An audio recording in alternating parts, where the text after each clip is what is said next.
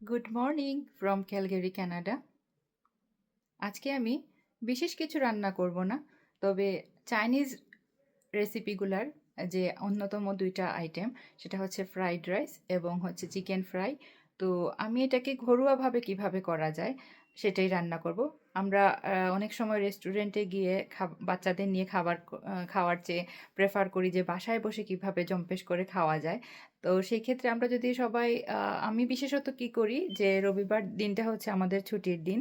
তো আমি আর আমার হাসব্যান্ড মিলে আমরা আর সেই রেসিপিগুলাকে জাস্ট নরমালি আমাদের ওয়েতে রেডি করি, যেটা হচ্ছে অনেকটাই টাইম কনজিউমিং এবং হচ্ছে বাসায় বসে তেল মশলা ছাড়া যে খাবারটা সেটা উপভোগ করা যায়। তো আমি আজকে ফ্রাইড রাইস আর চিকেন ফ্রাইয়ের যে ঘরোয়া রেসিপিটা সেগুলো আপনাদের সাথে শেয়ার করব। আশা করি সবার ভালো লাগবে। বন্ধুরা, ফ্রাইড রাইসের জন্য আমি ভেজিটেবলস নিয়েছি ফুলকপি, বাঁধাকপি, গাজর, গ্রিন বিনস, মটরশুঁটি। আর আমি দারচিনি, এলাচ, লং দিয়ে ফোড়ন দেব ভেজিটেবলসগুলোকে।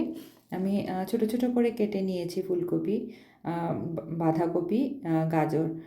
আর এমনিতে আপনারা চাইলে অন্য কোনো ভেজিটেবলসও অ্যাড করতে পারেন।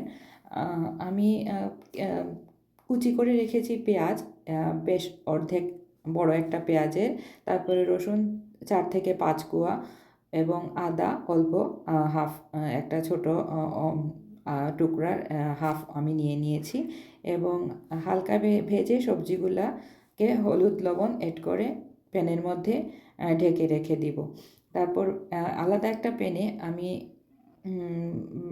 বাসমতি রাইস রান্না করে রেখেছি, যেটা হচ্ছে আমি সবজিটা হয়ে এলে আমি সেটা ছেড়ে দিব। আমি আলাদা করে 3টা ডিমকে স্ক্র্যাম্বলড করে রেখেছি। তো আমি এখন প্যানে তেল গরম হয়ে গেলে আমি এগুলো ছেড়ে দিব সবজিগুলো। এখন হালকা এদিকে ভাজা হতে থাকবে। আমি একটা বাটিতে অল্প করে চিংড়ি ভেজে নিয়েছি, ভেজে রেখেছি। এটা 2 জনের জন্য এক্সট্রা প্যানে স্ক্র্যাম্বলড এগ 3টা ডিম স্ক্র্যাম্বল করা। তো আর এদিকে চিকেন ফ্রাইয়ের জন্য আমি চিকেনটাকে ডিপ কাট করে 6টি লেগ পিস নিয়েছি। এখানে ডিপ কাট করে এটা চিকেন টিক্কা মশলা, হালকা একটু লবণ এবং চাইলে আপনারা যে কোনো অয়েল অ্যাড করে দিতে পারেন, মেখে নিয়েছি। এবং 1 ঘন্টা আমি এটাকে রেস্টে রেখে দেব, কারণ রেস্টে রাখলে এটার যে মশলাগুলো সেটা সোক করে যাবে। তখন আমি আর এদিকে কাঁচামরিচ ফালি করে রেখেছি।